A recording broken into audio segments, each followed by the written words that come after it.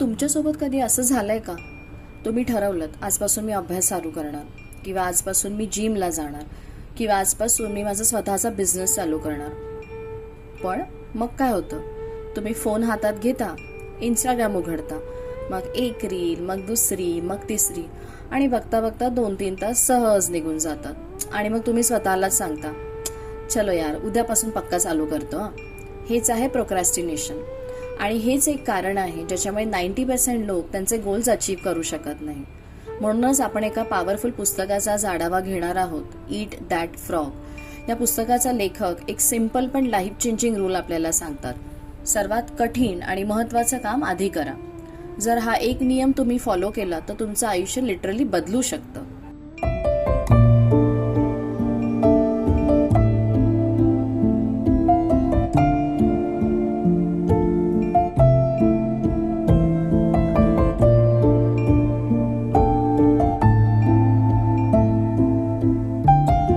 Eat that frog म्हणजे काय? आता विचार करा, तुमच्या टू डू लिस्टमध्ये 10 काम आहेत.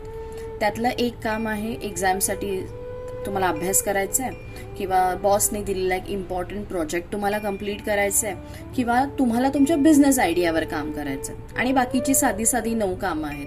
म्हणजेच व्हॉट्सअप चेक करायचं आहे, यूट्यूब बघायचं आहे, ईमेल्स बघायचं आहे. तुम्ही कोणतं काम आधी करता?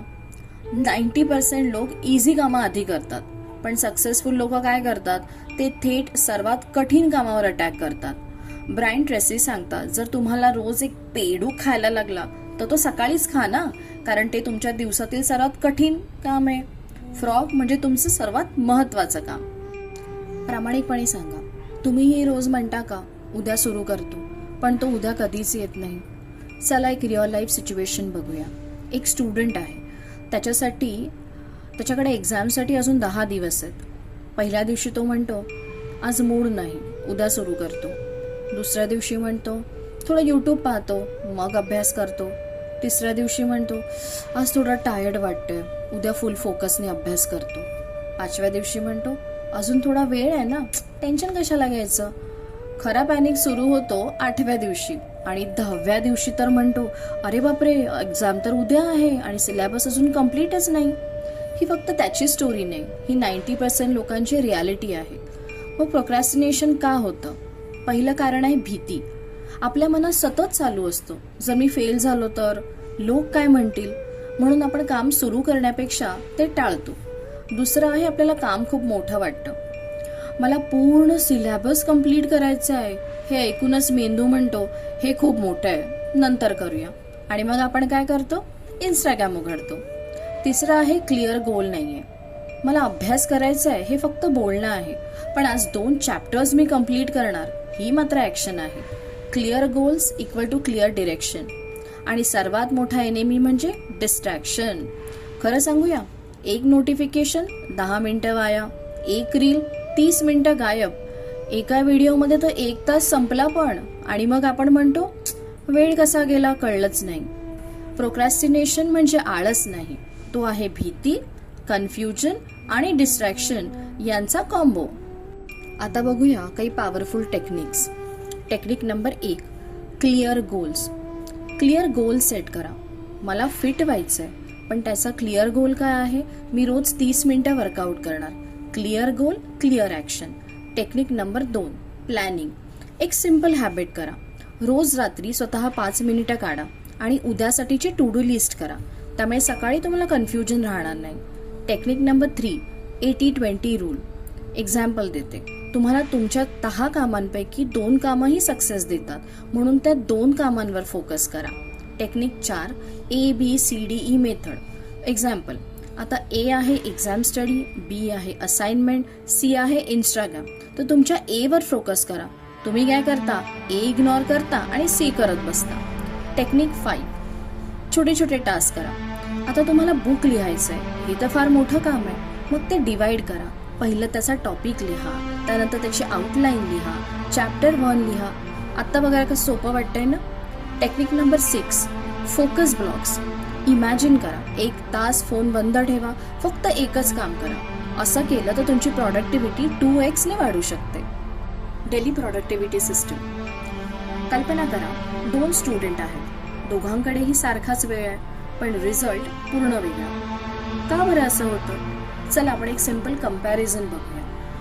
पहिला स्टुडंट जो स्मार्ट सिस्टीम वापरतो आणि एक सिस्टीम फॉलो करतो. रात्री झोपण्याआधी तो काय करतो? स्वतः 5 मिनिटं काढतो, उद्याचं प्लॅनिंग करतो, आपले स्वतःचे टॉप 3 इम्पॉर्टंट टास्क लिहून ठेवतो आणि मग सकाळी उठल्यावर पहिला फोन हातात नाही घेता, सर्वात कठीण जे काम असतं ना ते सुरू करतो आणि मग पुन्हा दिवसभर नोटिफिकेशन्स बंद ठेवतो, कमी डिस्ट्रॅक्शन करतो आणि फुल फोकस मोड ऑन. आणि आता दुसरा स्टुडंट जो काही सिस्टीम फॉलोच करत नाही, तो रात्री काय म्हणतो? उद्या बघू यार, आणि म्हणून झोपून जातो आणि मग सकाळी उठल्यावर पहिला फोन, व्हॉट्सॲप, इंस्टाग्राम, यूट्यूब आणि दिवसभर थोडं काम, थोडा फोन, पुन्हा काम, पुन्हा डिस्ट्रॅक्शन. रिझल्ट काय? 0 फोकस. आणि मग जेव्हा एक्झामचा रिझल्ट येतो तेव्हा ऑब्व्हियसली स्टुडंट 1 जो असतो तो टॉप करतो आणि स्टुडंट 2 फक्त लास्ट मोमेंट पॅनिकमध्ये जातो आणि मग रिग्रेट फील करतो. इथे फरक इंटेलिजन्समध्ये नाही आहे, फरक आहे डेली सिस्टीममध्ये. जर तुमच्याकडे सिस्टीम असेल तर तुम्ही कमी वेळेत जास्त काम करू शकता आणि स्ट्रेसशिवाय कन्सिस्टंटही राहू शकता. या पुस्तकातून लेखकाने आपल्याला एक डीप पण खूप सिम्पल मेसेज दिलाय. सक्सेसफुल लोक टॅलेंटेड नसतात, तर ते डिसिप्लिन असतात. ते रोज एक हॅबिट फॉलो करतात, सर्वात महत्त्वाचं काम आधी करतात. तुमच्याकडे जर 10 काम आहेत, एक काम इम्पॉर्टंट आहेत, 9 काम इझी आहे. नॉर्मल लोक काय करतात? इझी काम आधी करतात, पण सक्सेसफुल लोक थेट जे कठीण काम आहे त्याच्यावर अटॅक करतात आणि पहिलं ते काम कम्प्लीट करतात.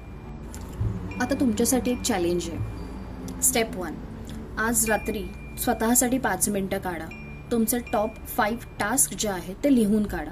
स्टेप 2, उद्या सकाळी उठल्यावर फोन पहिल्या बाजूला ठेवा आणि जो कठीण टास्क आहे तो करायला सुरू करा. स्टेप 3, काम पूर्ण होईपर्यंत फोन, सोशल मीडिया पूर्ण बंद. हे चॅलेंज 30 दिवस करून बघा. तुम्हाला स्वतःमध्ये बदल घडलेला दिसेल. तुमचा फोकस वाढलेला असेल, कॉन्फिडन्स वाढेल, तुमची कामं वेळेवर पूर्ण होतील आणि स्ट्रेस कमी होईल.